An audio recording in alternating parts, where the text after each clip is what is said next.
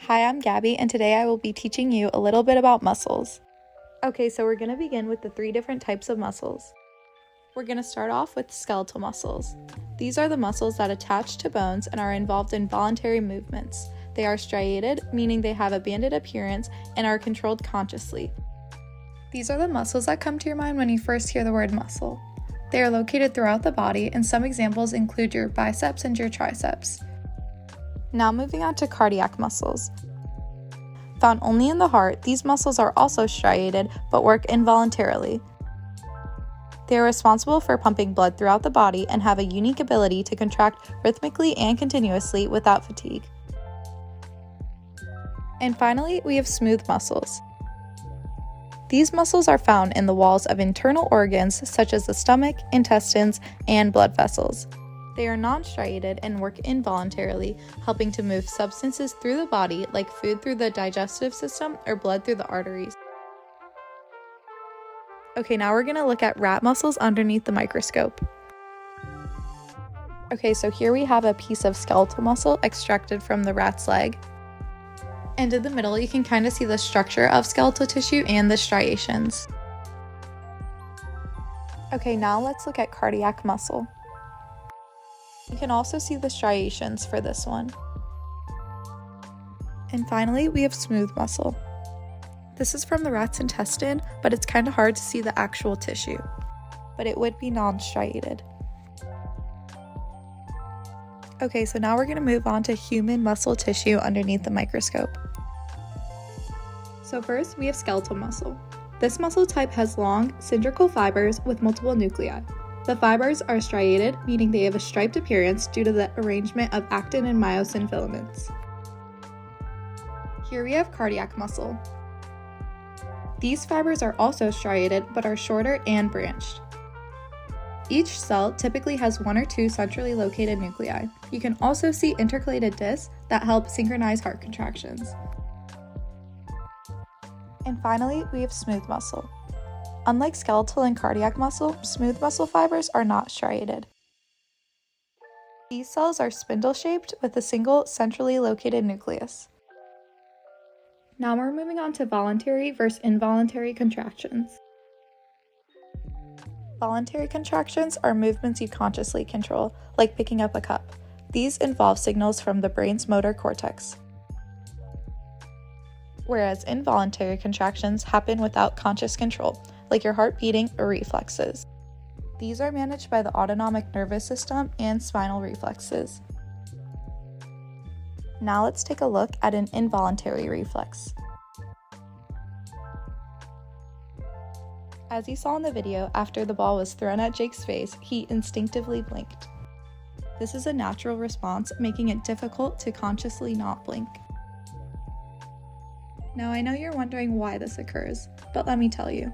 The movement of a muscle starts when sensory neurons detect stimuli and send signals to the spinal cord. The spinal cord then activates motor neurons, triggering muscle contraction. This whole process occurs automatically without conscious thought. Is breathing an involuntary or voluntary action?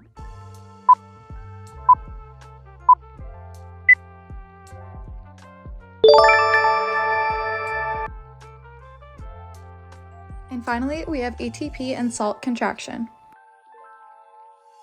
This experiment tested muscle contraction when being exposed to 3 substances: water, salt, and ATP.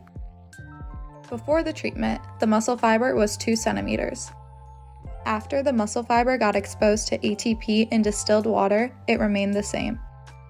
It also stayed the same for a salt solution with no ATP. However, with ATP in a salt solution, the muscle fiber shrunk to 1.2 centimeters. This experiment concluded that in order for a muscle to contract, it needs both ATP and salt. Now Jake is going to take over and tell you more about muscles.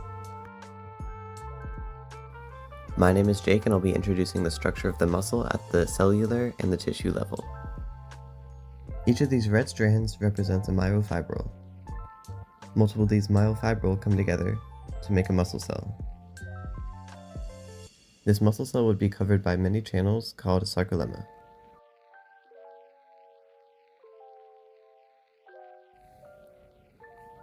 Multiple muscle cells bundle together to create a fascicle.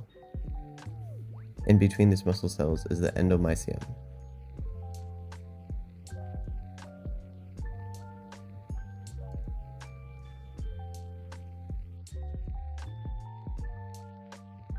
This would be a single fascicle.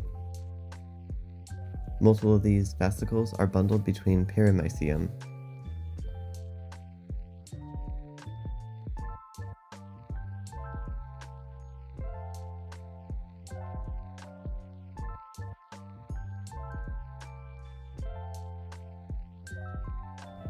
This structure is then covered by epimysium and is now a full muscle tissue.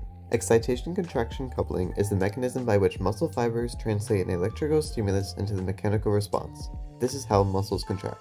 As a nerve impulse reaches the ends of the axon terminal, it stimulates the release of acetylcholine from synaptic vesicles. Acetylcholine then diffuses across the synaptic cleft and attaches to acetylcholine receptors on the sarcolemma at the neuromuscular junction. After acetylcholine attaches to its receptors on the sarcolemma, the muscle fibers become more positively charged.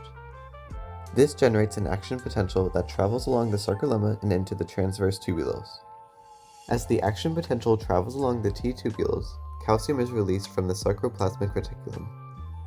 Calcium binds to troponin on the actin fiber filaments of muscle fibers. This signals tropomyosin to move out of the myosin binding sites on actin. Energized myosin heads with attached ADP molecules and phosphate group bind to the open myosin binding sites on actin. This forms the actin-myosin crossbridge. After the crossbridge forms, the myosin head rotates towards the center of the sarcomere. As it rotates, the myosin releases its ADP and phosphate. This action slides the thin actin past the thick filament, creating a power stroke. After the power stroke, the actin-myosin bridge remains intact until the ATP molecule binds to the myosin head. After ATP attaches to the myosin detaches from the actin.